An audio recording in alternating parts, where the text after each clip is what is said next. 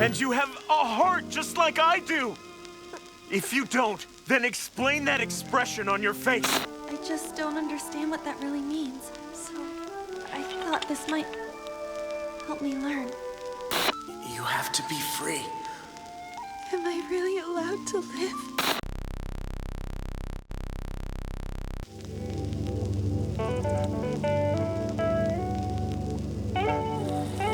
Violet Evergarden is a story where beauty arises from tragedy. The human desire founded in love and connection becomes an overwhelming force, tearing down the barriers built by the mistakes of our species. Love highlights the power of a single life, to influence others, to do great things, to change who they are, and to be changed by others. It doesn't overcome the harsh battlefields where we see it begin to take shape. Not many things are more powerful than human aggression, but it wages and wins a slow war, not defeating war, but covering the scars which derive from it. Love eventually overtakes the souls left in the wake of destruction. Violet Evergarden is probably one of the best stories ever told in that regard, and one I so selfishly relate to. I say selfishly because I have not experienced such tragedy, and I have not given way to such love. I have not seen war, or starvation, or abuse firsthand. All I've done is cry in my own weakness at witnessing others experience such things. Very little of my story overlaps with that of the titular Violet, but there may not ever be a character I relate to more. Violet is a former child soldier who served under the command of Major Gilbert Bougainvillea, a gift forced on him by his brother Dietfried. She was described as a tool to be used and nothing more. That's how she was always kept, and so it's what she came to be. She exists simply for the orders of another. When Gilbert met her, she couldn't read or write, but she could fight. On the battlefield, she was like a demon unleashed, slaughtering men twice her size with ease. It was this that tore Gilbert's heart in two, as he had no desire for her to fight, but knew that he needed her to. Her sacrifice would save the lives of others and end this war. As the end approaches, their desperate enemy destroys the compound Gilbert's unit was storming, leaving him and Violet both critically injured. Before one final blast, the Major leaves her with 3 words which decide the rest of her fate. I love you, then tossing her to the safety at the cost of his last few moments of life. Awakened later with mechanical arms, Violet seeks to leave the hospital she's in, desperate to return to Gilbert's command. But the war is over. And willingly unknown to her, Gilbert is dead. She's left with no direction, following instead the instructions of Gilbert's friend Claudia, taking them as indirect orders from her major. It's here she comes to work for his postal company, where auto memories dolls write letters to express the feelings people have trouble with. A customer comes to them with a request and an idea of what to say, and the dolls put it into eloquent prose. Violet witnesses one of these sessions where Catalea easily understands the intent of one man's letter. He's simply trying to say, I love you. In this, Violet finds the first personal quest of her life, to become one of these dolls and write letters so that she could understand those 3 words which have escaped her since she heard them. And she becomes the middle person of emotion, slowly learning to convey the feelings which escape others, from simple expressions of happiness to have a family, all the way to the will of a dying soldier who never got to say those 3 words himself. She grows from an unfeeling tool into someone with her finger directly on the pulse of the human spirit. This journey presents us with many things: the amorphous definition of love, the supreme power of human experience over anything else, and how the impact of simply living one's life, the daily tasks and toils they've come to know, can make all the difference to someone else. But at the top of that list to me will always be the simple definition of what we witness: a girl who slowly learns what it means to be human, to feel, and to be free. One who witnesses everything around her, takes it in, crafts it into something beautiful, and then shares that with the world, which shaped her into something so genuine and kind after so long of feeling nothing. She learns the essence of human emotion itself, how to understand the meaning behind the words we use, what they can truly mean to someone, and how they'll differ between us all. This is why I relate to Violet. She gives me hope that one day I can do the same. If you've been around for a while, then this probably sounds odd. I've spent years analyzing not just stories, but their characters, profiling them to give an in-depth look at who they really are. But there's a reason I love stories. At the end of the day, they are set, defined existences which do not grow or change. They may be complex, very much so, but they can be made to be simple through careful thought, and because they do not change, the process can be completed. There is a finish line to characters. They are merely images of a person, no matter how deep, always confined to a set number of pictures. They act and speak as we do, but they were created by someone with a specific idea in mind. They were outlined to be someone exact, and their actions are told to fit this pattern. They have a beginning, a middle, and an end, all designed to do something specific. This makes them like a puzzle, an equation to be solved. While the pieces may be complex, they all fit together eventually. The pieces of a real person never fit together in that way.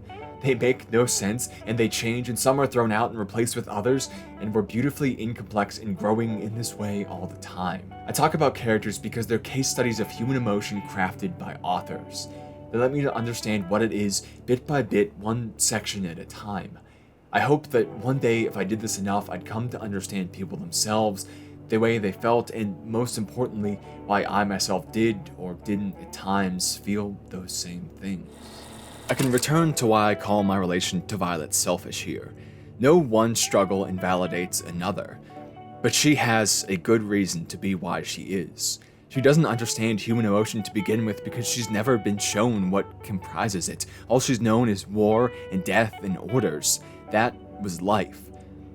I've never known those kinds of things. I've always lived in a home, always had food on the table even if it was close at times, always had parents who supported me for better or worse. But as a child, and still to this day, I'm missing something. When I explain my past, I usually say I didn't exist as a person till I was about 16, and it's kind of a joke, but it's also true. It's because I was an exceptionally quiet and awkward child. I only ever made one friend a year in my lower education, mostly because I was told I should. I would walk up and simply ask, "Do you want to be my friend?" I would come home and do nothing more than play video games or just what I was told to do. The second I could reject responsibility, I stopped any clubs or sports I was put in. I didn't read or write or create anything more than filling in the blanks on homework.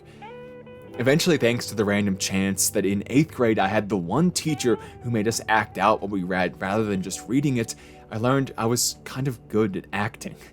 Well, kind of. Really, it's just I got a character who fit my awkwardness really well, and so I was the only role that didn't get swapped out for the entire reading. It was the first time I'd felt like I'd used my being for something people enjoyed. Through that, I joined theater, and because there were only a few masculine-presenting people, I got a couple parts. It forced me to open up around all these super creative and genuine people, bit by bit, to where now I can at least interact with people, even if I don't always understand them. But there's still a lot of scars from this on my person to this day.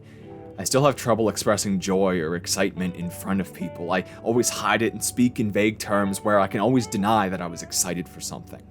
I tank every relationship I enter because I'm afraid of what loving someone really means. The second an issue pops up between us, I expand it into my head into something worth ending the entire relationship because that's easier than figuring out what I actually wanted from it. I don't understand love and what it makes me feel. I sit here thinking about how devastated I'll be when my father passes away, even though he was out of my life for so many years. And more, despite how instantly that fact can bring me to tears, we've never even said since I can remember that we love each other. I don't understand these emotions. I think I feel enough to express them in such defined terms. That's why I speak in vagaries. I usually default to actions, simple things that maybe convey what I mean, whether it's bringing someone's favorite snack to a party or cleaning up so they don't have to. Those are things I've witnessed people do for the ones they love. So I can do that for sure, that at least. For all my hate of the path science has provided me, I know why I was told to do it. I greatly understand the kind of quaint observation it requires.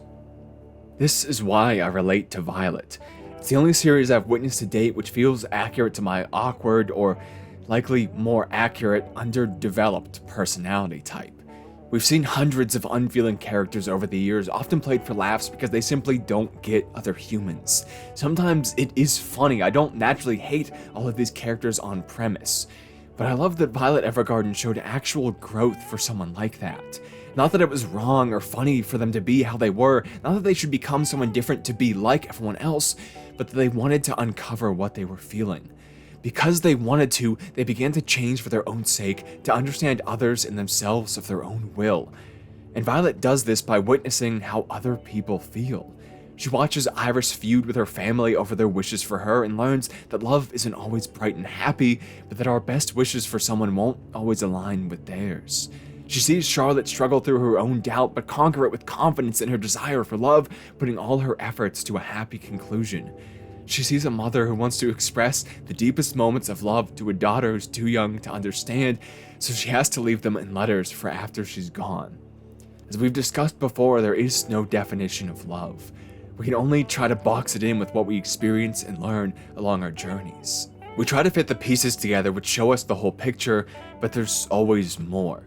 Violet is someone just starting that journey, and without the force of family or established friends, she has to start from scratch with observation, facing the daunting task of understanding "I love you" without knowing what in her life was and wasn't ever love.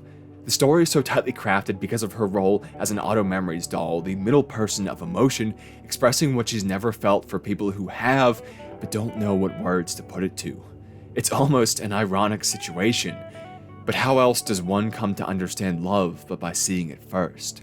How would we live without having seen people live before us? This is what I've always seen my role as, this kind of translator. I don't understand people and their emotions. Every time I think I do, something utterly shocking happens and I'm left remembering how little sense humans make. And there's things that always escape me. There are couples I've known for years who married and bought houses together and started full lives. After all those years, I still lack an understanding of the feeling which leads someone to make that kind of grand commitment. But stories, pictures, and words, I have just the right mix of hyperfixation and obsessive tendencies to understand those, to dive into them and try to figure out why it all occurs, to uncover the pattern the author weaved. I was gifted with the ability to consider the abstract nature of this world easily and constantly, allowing me to put into words what people feel but lack the ability to bring into physicality. My mind is running constantly on these topics. I am the middle person between the author and the viewer, expanding on the detail which, if included in the story, would only bog it down and make it unentertaining. I don't quite understand the writer or the receiver in full, but I understand how to communicate between them. And I'm doing it for much the same reason as Violet. I get to witness the feelings and experiences of an author put to cinematic glory and convey them as best as possible, where I can then see the reaction to it, if it was positive or negative, and gather what people felt from the words I translated. I can see what people said resonated with them, or how they felt for or related to a character and what they were going through, and from all of this, genuine human emotion is wrought forth from the words of a story which mimics such a thing. I'm able to turn my dry, logical nature into something that feels much more human and real. But Violet Evergarden goes further than this. In a way, I'm just now realizing the reality of makes clear and present that we are not independent from the stories we convey. If we were, then we could never be swayed by them. In the random collision of human emotion, as Violet gathers these stories, parts of herself come to be in them, whether from what she directly writes, or how she influences the person who's conveying the emotion, or even from the fact that she decides not to write. Whether helping a young girl express love despite her doubt, or being there for another who yet can't understand such things, Violet becomes a part of the stories she tells. Eventually, the act of observation corrupts its scientific-sounding nature and destroys the experiment in the splendor of human randomness. She is no longer watching humans, she is human. This all comes to fruition in her final letter, one written not for another, but for herself to Gilbert. She expresses her own love in it, what she's learned not simply through observation, but through turning it to experience, the interaction and growth she shared along the way. In reality, she isn't just expressing love, but also what it means to be human.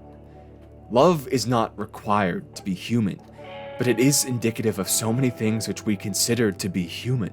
There's sacrifice for something which is not simply survival. There's care and dedication which we may never see the benefits of, but provide anyway. There's speech and language of the mouth or of the body. A bond, the experience of living while being witnessed by of sharing with another.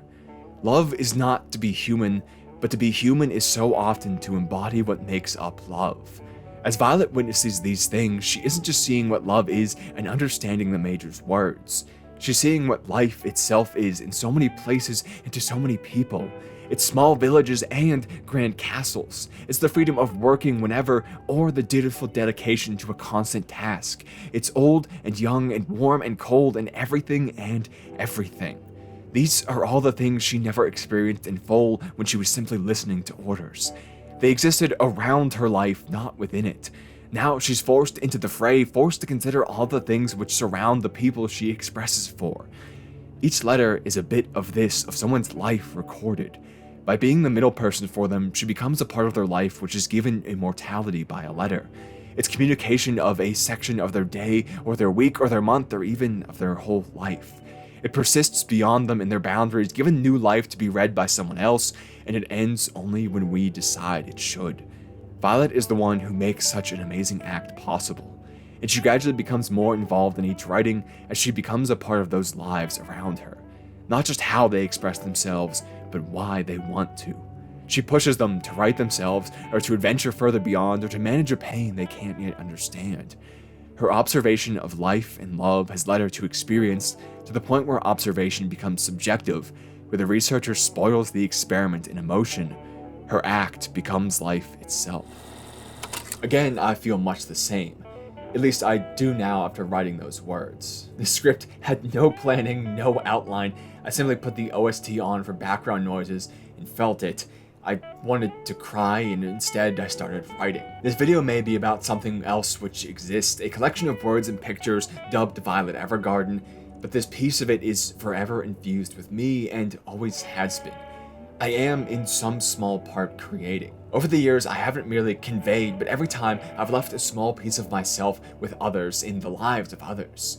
This has come most recently where I've been sharing my own stories to cap off the examples provided in anime. And what's made those videos feel so successful is seeing the reaction to them. Those comment sections are full of people expressing their own emotions, their own beautiful and unique stories on anything from free will to love. I see people saying I changed their lives.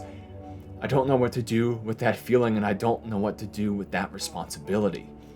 But I know that I in part created it the same way Violet did with her letters. It has turned what was once simply my thoughts into a small bit of interaction, into experience, the thing which shifts observation of emotion into the feeling of emotion. Because of you all, I'm able to see my impact, to learn more about the things I'm feeling which escape my comprehension. Because you exist and witness me, what I'm doing becomes more than observation. And because I exist and witness you, it's the same. This is not a hobby or work or anything which fits truly into the bounds of a label. This is my process of learning to live. To learn this through a story may feel strange to some, but I will always resonate best with those. Because Violet Evergarden was one which masterfully mixed human emotion into the rigidity and structure of episodes, I was able to understand this nature of my passion in a different way. I was able to see how it worked in a way which could be broken down into the logic of an author before applying it to my own life and experience, and then translating that all for you. I was able to see part of myself and how that part of me could grow and change into what I've always felt so unworthy of being. No matter how much I like to think of myself as some amorphous, relatable villain of a not yet written story, I am simply a human who thinks and feels and understands none of it. I hate the fact that I feel. I spend nights awake cursing the gift I was given to experience both the good and evil of life, to feel. I desire simple things I can hold and understand. I find everything else overwhelming. Sometimes I cry at it all with no real idea of why. And when I do know why, I question it, why I feel such things that make no sense. I curse the fact that there are people who love me because I know that love cannot be all good, that I will love them back and in some way be hurt by the fact that I do. It's complicated. Like many aspects of life, this is something I'll have to live with. Unlike legislation or law, these are true facts which exist inherent to life. We have no choice in the matter. Sometimes the quest isn't learning to love others, but to love the very fact that we were bestowed the ability to love in the first place. To know that because we can never define what love or being human truly means, the only way to know is to turn our observation into experience. To jump into the deep end of the process and feel, true and strong, what we gather from our existence and how it collides with others. It's through a very specific situation where everything lined up just right to have this impact. But for better or worse, Violet Evergarden helped to show me that I am human. That just because things don't make sense now doesn't mean they always won't. That I was already on the path to finding that understanding, I just didn't know it yet. It shows us that a simple letter has much more power than we sometimes realize. The same goes for stories.